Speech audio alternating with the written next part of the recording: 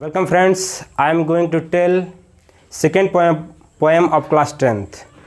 This is the poem which name Fire and Ice and written by Robert Frost. दोस्तों ये जो chapter लिखने वाले हैं वो रॉबर्ट फ्रोस्ट हैं। आपने इसके पहले भी देखा होगा कि जो इसके पहला वाला जो चैप्टर था उसको भी रॉबर्ट फ्रोस्ट ने ही लिखा है। मतलब ये दो चैप्टर जो क्लास 10th के हैं यूपी बोर्ड के या सीबीएसई बोर्ड में, वो दोनों पोएम को लिखने वाले रॉबर्ट फ्रोस्ट ही है। इसके पहले जो हमने वीडियो बनाया उसका भी वही लेखक रहे हैं रॉबर्ट फ्रोस्ट। एंड सेकेंड जो पोएम है, this is the both poem written by Robert Frost and we learning the Hindi sentence of fire and ice poem. Let's we start this poems. चलिए देखिए इसका हिंदी अर्थ क्या है समझते हैं हम इसके पहले। सम से कुछ लोग से कहते हैं द वर्ल्ड संसार विल एंड ख़त्म हो जाएगा इन फायर आग से। दिस वर्ड देखिए दोस्तों, सम मिस होता है कुछ, से मिस कहते हैं, वर्ल्ड मिस संसार, विल एंड ख़त्म हो जाएगा इन फायर आग से। मतलब यह इसका अर्थ क्या है कि कुछ लोग कहते हैं कि यह संसार इन फायर मतलब आग से ख़त्म हो जाएगा। लेखक जो इसमें कहना चाहता है वह मेडिटेशन कर रहा है, अर्थात मनन कर रहा है कि आखिर यह संसार किससे ख़त्म होगा, या आग से ख़त्म होगा, या आइस बर्फ़ से ख़त्म होगा, या जल से ख़त्म होगा। तो इसी का बखान, इसी का वर्णन लेखक ने इसमें किया है।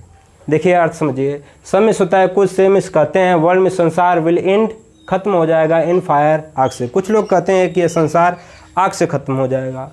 सम से इन आइस, सम कुछ से कहते हैं इन आइस मतलब जल से कह लो या एक प्रकार से बर्फ़ से भी कह सकते हो। कुछ लोग कहते हैं कि यह संसार बर्फ़ से ख़त्म हो जाएगा। From what I have tasted, from what I have tasted अर्थात है कि आई हैव टेस्टेड, टेस्ट का मतलब होता है स्वाद चखना, या फिर यहाँ पर है टेस्ट का यह अर्थ नहीं होगा कि स्वाद चखना, यहाँ पर होगा कि आई हैव टेस्टेड, मुझे ज्ञात है ऑफ डिज़ायर इच्छा के बारे में। करा है कि इच्छा, देखिए दो सेंटेंस में, एक फायर है दोस्तों, एक डिज़ायर है। फायर और डिज़ायर, ठीक, ये दोनों, फायर का अर्थ यहाँ पर कवि ने जो एक ही डिज़ायर से, इच्छा से प्रकट किया है, एंड आइस, और आइस का जो यूज किया है लेखक ने या पोएट ने वह हैट से किया है। किससे? हैट, हैट मिस होता है नफ़रत। और फायर, फायर का जो यूज किया है लेखक ने वह डिज़ायर से किया है, कवि ने, सॉरी लेखक नहीं, यहाँ पर कवि। याद रखना कि इसमें पोएट है। क्या है दोस्तों? पोएट। तो पोएट जो होगा वो लेखक होगा, ठीक है। आइए देखिए, आइस का अर्थ समझिएगा हैट से, और फायर का अर्थ होता है डिज़ायर से, इच्छा प्रकट करने से। देखिए कह रहा है कि from what I have tasted of desire, जब मैंने डिज़ायर इच्छा के प्रकट किया, इच्छा का स्वाद चखा, तो आई होल्ड विद दोज, आई मतलब मैं होल्ड रहा, विद दोज उन लोगों के साथ, हु फेवर फायर, हु मतलब जो, फेवर मतलब कृपा दिखा रहे थे, फायर, फायर में होता है क्या, यहाँ पर फायर का अर्थ होगा डिज़ायर। मैं उन लोगों के साथ, कभी बोल रहा है कि मैं उन लोगों के साथ था जो कि इच्छा के साथ थे। कहने का मतलब जो इच्छा के साथ अपनी कृपा दिखा रहे थे, मैं उन लोगों के साथ था। आइए थोड़ा आगे चलते हैं, फिर एक बार इसका पूरा अर्थ एक शब्दों में बताएंगे। कह रहा है कि but if I it had to perish, जो इट का यूज किया है इसमें कवि ने, वह इट जो है शब्द वह वर्ल्ड के लिए हुआ है। वर्ल्ड में होता है संसार। तो कह रहा है but if it had to perish, it means यह, अर्थात यहाँ पर संसार से अर्थ है कि संसार had to perish, perish means होता है डाई, अर्थात मर जाना। If it had to perish twice, कह रहा है कि यह संसार दो बार मर जाएगा। I think I know enough of hat, I think मैं सोचता हूँ कि, आई नो मैं जानता हूँ, एनफ यह पर्याप्त है, ऑफ हैट मतलब घृणा से। कहने का मतलब यह घृणा से ही पर्याप्त है, अर्थात यह घृणा से ही हो सकता है कि यह संसार दो बार मर सकता है। कहने का मतलब एक तरफ इच्छा है, एक तरफ घृणा है। तो वह कह रहा है कि जो है कि कवि कि यह जो संसार है वह दो बार, ट्विस्ट, ट्विस्ट मिस होता है दो बार, दो बार मर सकता है। किससे? हैट, घृणा से ही मर सकता है। जो घृणा की बातें हैं, अगर घृणा की बातें की जाए तो यह संसार घृणा से भी मर सकता है। To say that for destruction ice is also great and would suffice. कह रहा है कि टू से, कुछ लोग कहते हैं दैट फॉर डिस्ट्रक्शन, की मृत्यु हो जाएगी। डिस्ट्रक्शन का अर्थ होता है प्रलय आना। कह रहा है कि to say that for destruction ice, कि कुछ लोग कहते हैं दैट की फॉर डिस्ट्रक्शन आइस की अब बर्फ़ से भी ख़त्म या जल से भी ख़त्म हो सकता है। इज़ आल्सो ग्रेट, मतलब बर्फ़ ही ज़्यादा मात्रा में इसे ख़त्म करने के लिए पर्याप्त है। एंड वुड सफाइस, सफाइस की मीन्स होता है पर्याप्त होना, कि जल ही इसके लिए ज़्यादा मात्रा में ख़त्म करने योग्य है। देखिए इसका अर्थ पूरा। Some say the world will end in fire, some say in ice, from what I have tasted of desire I hold with those who favour fire. अर्थात इसका अर्थ देखिए एक ही बार में, कुछ लोग कहते हैं कि यह संसार आग से या फिर इच्छा से ख़त्म हो जाएगा। सम से इन आइस, कुछ लोग कहते हैं कि बर्फ़ से या फिर घृणा से यह संसार ख़त्म हो जाएगा। कवि कह रहा है कि मैं उन लोगों के साथ था जो इच्छा के साथ खड़े हुए थे और इच्छा दिखा रहे थे, उसी पर मैं उन्हीं लोगों के साथ मैं खड़ा था। But if it had to perish twice, I think I know enough of it to say that for destruction ice is also great and would suffice। लेकिन यह 2 बार पर्याप्त है मरने के लिए, कि अगर जो है कि हैट घृणा, अगर घृणा सबके अंदर जन्म लेती है तो यह संसार घृणा से ही 2 बार मरने के लिए पर्याप्त है, जो कि ज़्यादा मात्रा में होती है। एंड वुड सफाइस, जो कि पर्याप्त मात्रा में होती है। यह इसका अर्थ था। आइए देखते हैं MCQS क्वेश्चन जो कि इसी में से पूछा गया है। पहला क्वेश्चन है who is the poet of the poem. Who मतलब कौन, इज़ मतलब है, द पोएट कवि, ऑफ द पोएम इस कविता का। इस कविता का कवि कौन है? फायर एंड आइस, जो कि फायर एंड आइस नाम से है।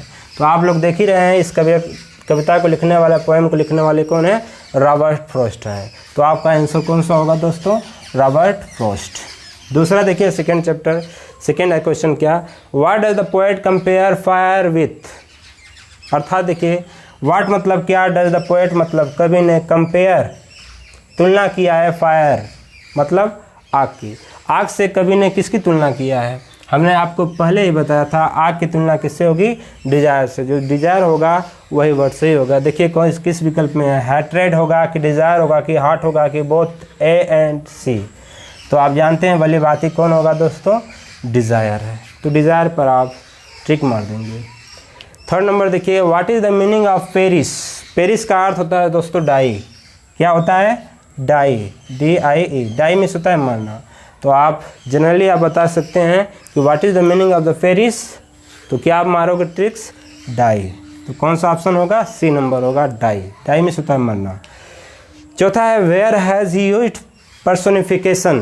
पर्सोनिफिकेशन का अर्थ होता है मानवीकरण अलंकार। आपको हम आगे चल के इसमें बताएंगे। शैम्पू अलंकार को इंग्लिश में शैम्पू बोला जाता है, SHAMPOO। आप यूज करते होंगे, उसका अर्थ जानिएगा। शैम्पू।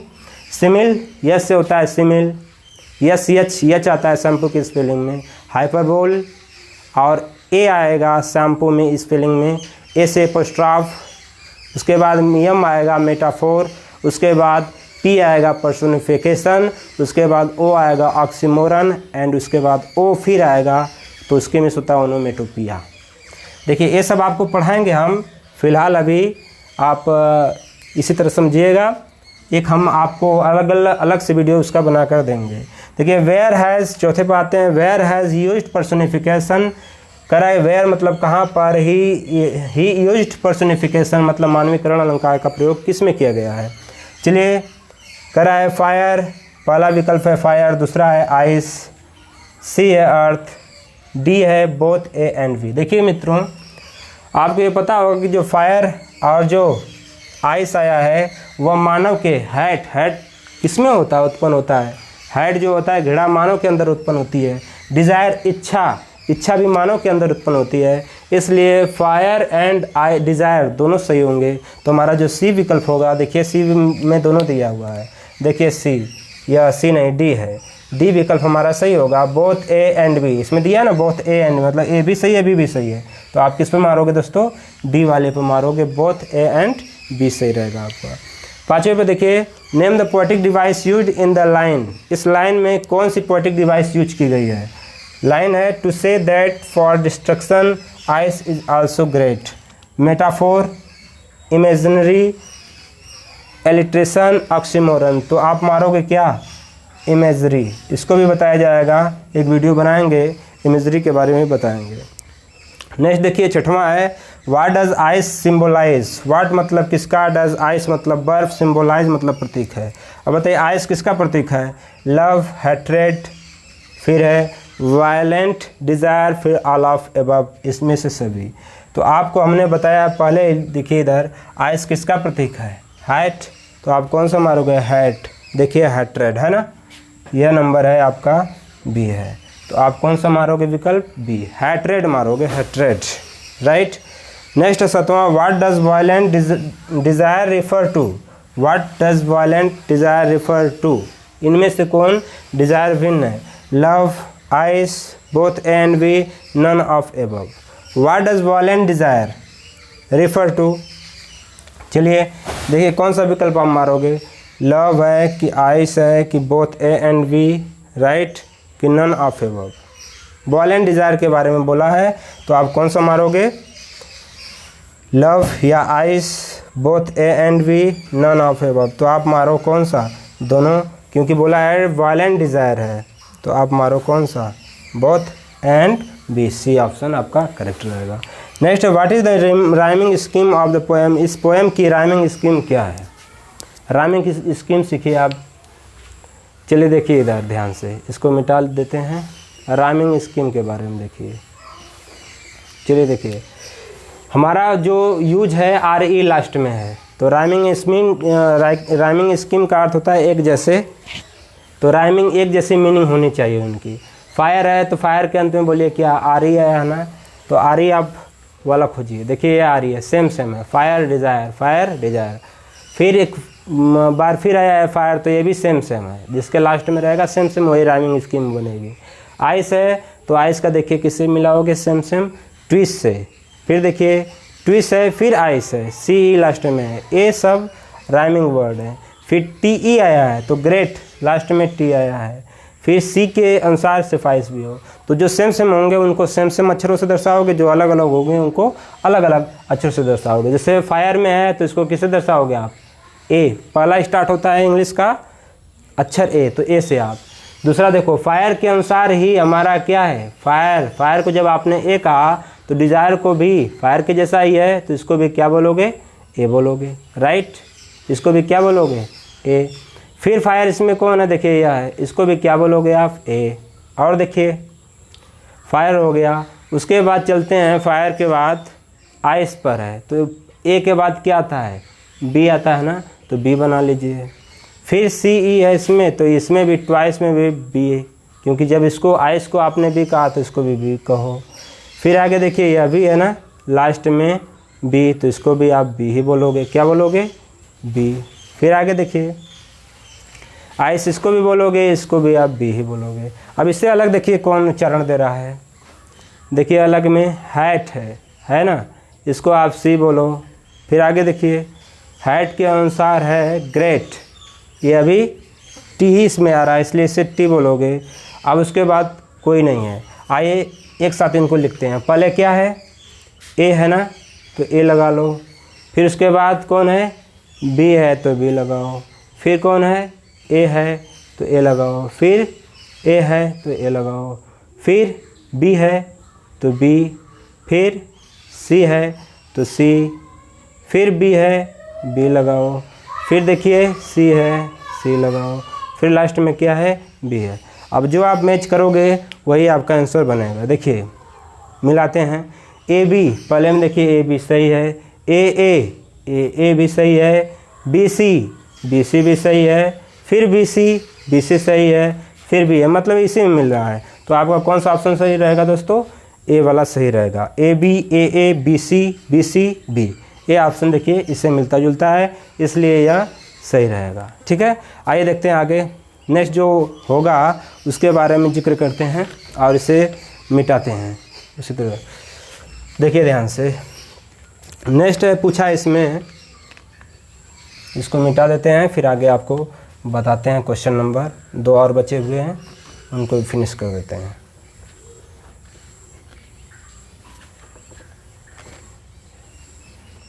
चलिए देखिए, बहुत आसान है, बस और समझ जाइए और इसमें का आंसर आप यूं ही मार दोगे सब। करा नेक्स्ट है fire, question number 9, fire and ice. Fire and ice is a highly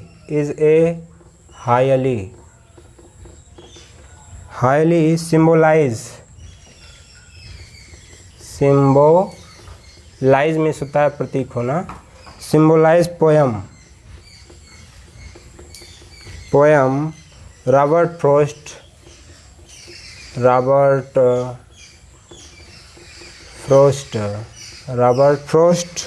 because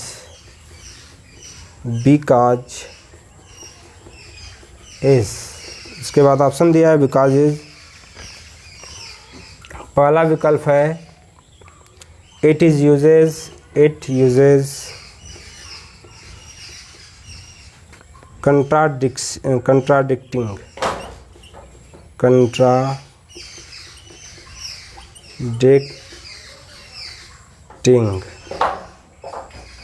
contradicting ideas। Next B विकल्प है it is A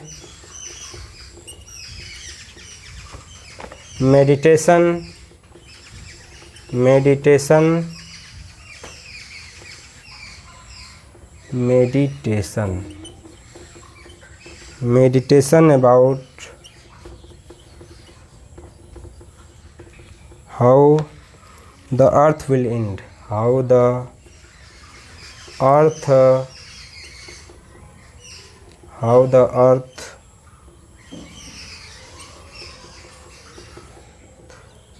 end, will end। विकल्प नंबर सी है इट कॉपरेट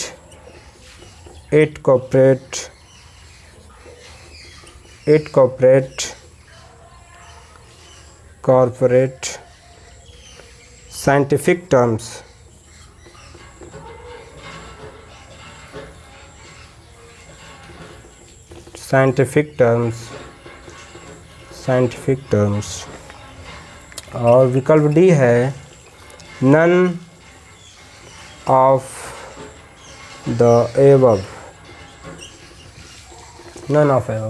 देखिए कह रहा है क्या, fire and ice is highly symbolize, मतलब कह रहा है कि fire and ice highly symbolize प्रतीक हैं poem Robert Frost. Because Robert Frost हैं, उनके जो फायर एंड आइस नाम की कविता है वह किसका प्रतीक है। पहला विकल्प है it is uses contradiction ideas, यह विरोधी विचारों का प्रतीक है। कि दूसरा it is meditation about how earth is will end, कि यह एक ऐसा मनन है कि कैसे यह पृथ्वी जो है कि समाप्त हो जाएगी। And it corporate scientific terms, और यह एक सहयोग देने वाला वैज्ञानिक तथ्य है। नन ऑफ द एबव, कि इसमें से कोई नहीं। तो आप जान रहे हैं कि इट इज़ ए मेडिटेशन, यह एक मनन किया गया, लेखक ने या कवि ने एक मनन किया, इसमें मान लिया है कि यह इससे फायर से और डिज़ायर से ख़त्म हो सकती है, मनन के लिए है, मेडिटेशन इसमें हुआ है। तो जो अर्थ समाप्ति का है वह आधार है बी नंबर, कौन सा, it is a meditation about how the earth will and, कैसे यह पृथ्वी खत्म हो जाएगी। आइए 9 का आपका बी ऑप्शन सही रहेगा इसमें। आइए 9 के बाद चलते हैं प्रश्न 10 पर। प्रश्न number 10,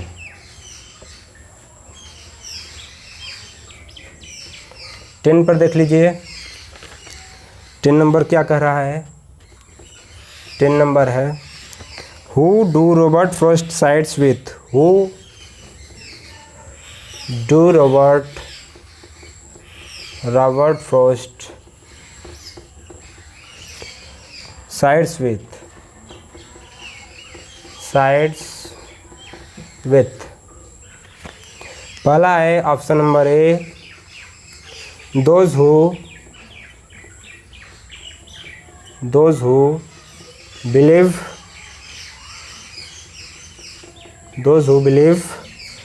this world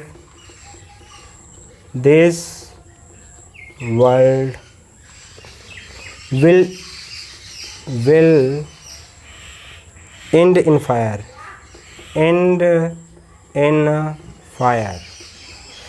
option number B है, those who believe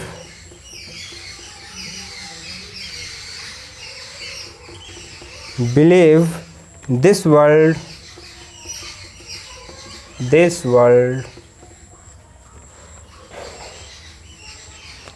world end in ice। end में समाप्त होना होता है दोस्तों, end in ice। एंड सी विकल्प दिए हैं, those who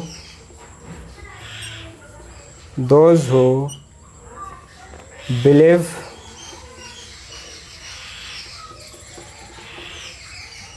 this world will end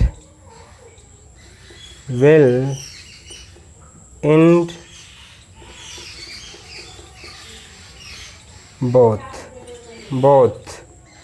और डी विकल्प है दोस्तों, none of the above।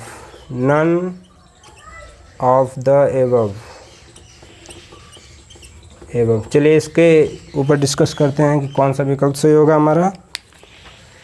करा है, who do Robert Frost sides with. Who मतलब किसके साथ या कौन है, डू रॉबर्ट फ्रॉस्ट जो कवि हैं, साइड्स पक्ष लेते हैं, विथ मतलब किसके साथ, मतलब रॉबर्ट फ्रॉस्ट किसका पक्ष लेते हैं। देखिए दोज, पहला विकल्प है those who believe this world will end in fire, कि उस पर वो अपना साइड लेते हैं या उसके पक्ष से हैं कि दोज वे लोग हु बिलीव जो विश्वास करते हैं दिस वर्ल्ड ये संसार विल एंड समाप्त हो जाएगा आग से, उस पर विश्वास रॉबर्ट फ्रॉस्ट उन लोगों के साथ हैं कि जो संसार को यह समझते हैं कि यह संसार आग से ख़त्म हो जाएगा, उसके पक्ष में हैं। कि नंबर बी वो बोल रहे हैं कि दोस्त कि उन लोगों के साथ who believe this world and in ice, की यह जो संसार है वह बर्फ़ से ख़त्म हो जाएगा, उसके पक्ष में हैं। कि नंबर सी है कि those who believe this world will and both, कि दोनों तरफ हैं, कि यह दोनों तरफ है, मतलब बर्फ़ की तरफ भी हैं एंड फायर, बर्फ़ की तरफ भी हैं और जो है कि आइस या फायर की तरफ, मतलब दोनों आग और बर्फ़ दोनों की तरफ हैं। वो है कि नंबर डी है, नन ऑफ द अबव, की इसमें से कोई नहीं। पहले हमने बताया था कि जो कवि हैं, some say the world will end in fire, some say in ice, कि जो कवि हैं वो पहले वाले, मतलब ये देखिए फायर है ना, उसके बाद आया आपका क्या, डिज़ायर।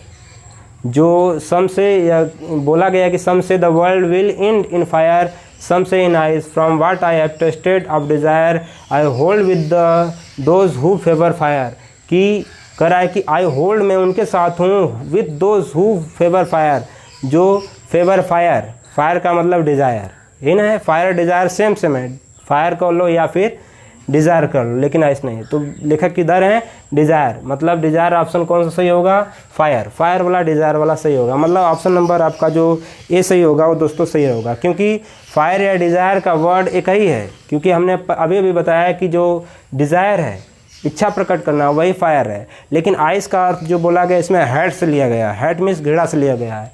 तो आपका पहला जो होगा वो सही होगा ऑप्शन, डिज़ायर कर लो, या इसकी जगह पर आप डिज़ायर भी बोल सकते हो, या फिर आप डिज़ायर बोलो, या फिर आप इसको फायर बोलो, बात एक ही है। तो पहला जो ऑप्शन होगा दोस्तों आपका वो सही होगा, फायर वाला जो ऑप्शन है, those who believe this world will end in fire, desire वाला सही होगा वो ऑप्शन। चलिए, तो मेरी उम्मीद यह है कि आपको यह पसंद आया होगा चैप्टर। आगे मिलते हैं अगले वीडियो में, जो कि इसके बाद 3rd नंबर पर जो पोएम होगी उसके जिक्र करेंगे, और इसमें MCQs जो भी क्वेश्चन होंगे उनको सोल्व कराएंगे।